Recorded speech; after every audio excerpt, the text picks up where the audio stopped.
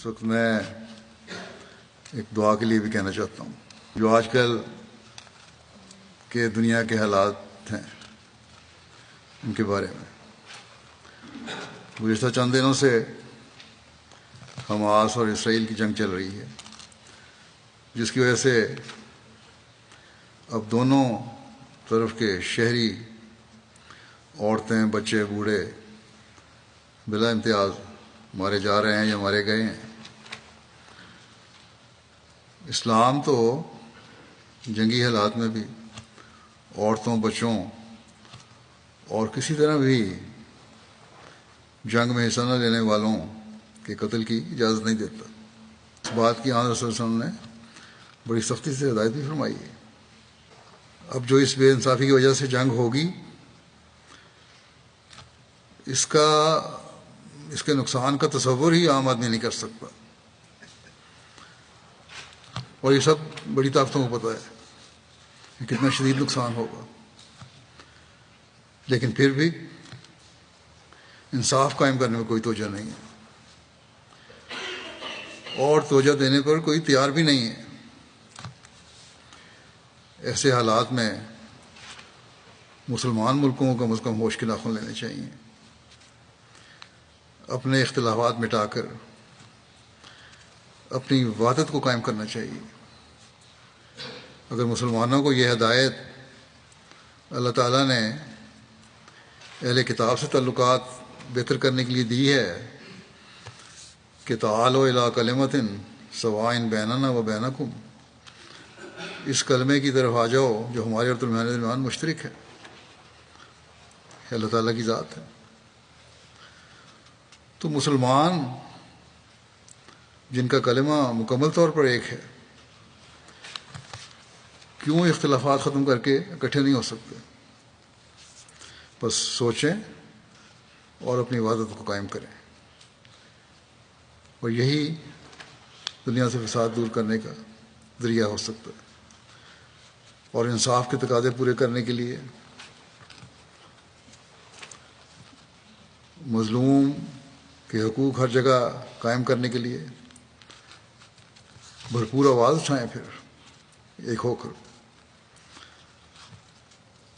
ایک ہوں گے، وحدت ہوگی تو آواز میں طاقت ہوگی.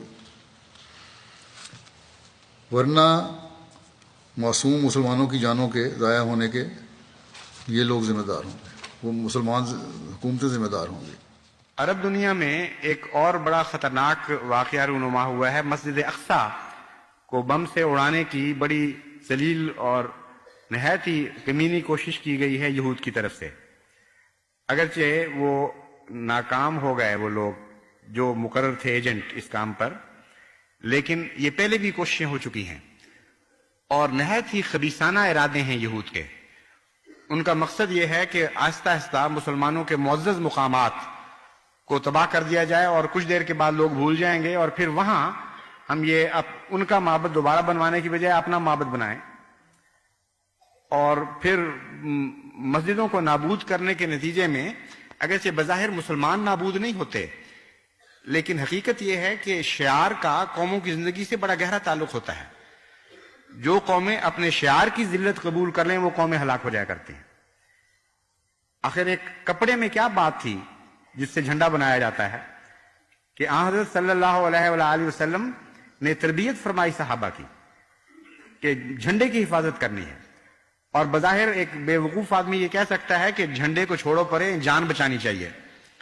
لیکن بالکل برعکس آن حضرت صلی اللہ علیہ وآلہ وسلم نے تعلیم دی، اور ایک جنگ کے موقع پر جو 3 سپہ سالار آن حضور صلی اللہ علیہ وآلہ وسلم نے یکے بعد دیگر مقرر فرمائے تھے، ایک زخمی ہوتا تھا وہ ایک ہاتھ سے جھنڈا دوسرے میں منتقل کر لیتا تھا، وہ کاٹا جاتا تھا تو بعض دفعہ ٹنڈے بازوؤں سے انہوں نے جھنڈوں کو لپیٹا چھاتی کے ساتھ.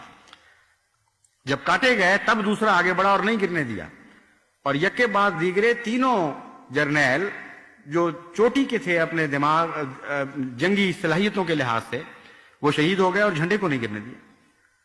تو اس بات کو معمولی نہ سمجھیں، یہ شاعر اللہ کی بہت بڑی عظمت ہوتی ہے. اس لیے ساری دنیا میں مسلمانوں کو اس کے خلاف اٹھ کھڑا ہونا چاہیے، اپنے اختلافات کو بھلانا چاہیے، اور اکٹھے ہو کر اس کا دفاع کرنا چاہیے. اگر یہود کو یہ معلوم ہو جائے کہ ساری دنیا کے مسلمان اپنے شاعر کی عظمت اور احترام اپنے دل میں اتنا رکھتے ہیں کہ بوڑھے اور بچے کٹ مریں گے لیکن شاعر کو تباہ نہیں ہونے دیں گے، تو پھر مسلمانوں کو وہ کبھی تباہ نہیں کر سکتے۔ ایسی عظیم زندگی پیدا ہو جائے گی عالم اسلام میں کہ کوئی دنیا کی طاقت پھر اس زندگی کو مٹا نہیں سکتی۔ ہم بھی حاضر ہیں، جماعت احمدیہ کو شاعر اسلام کی خاطر ہر قربانی کے لیے تیار ہونا چاہیے۔ اگر کوئی قوم بلائے ہمیں شاعر کی خاطر قربانی کے لیے تو ہم حاضر ہیں۔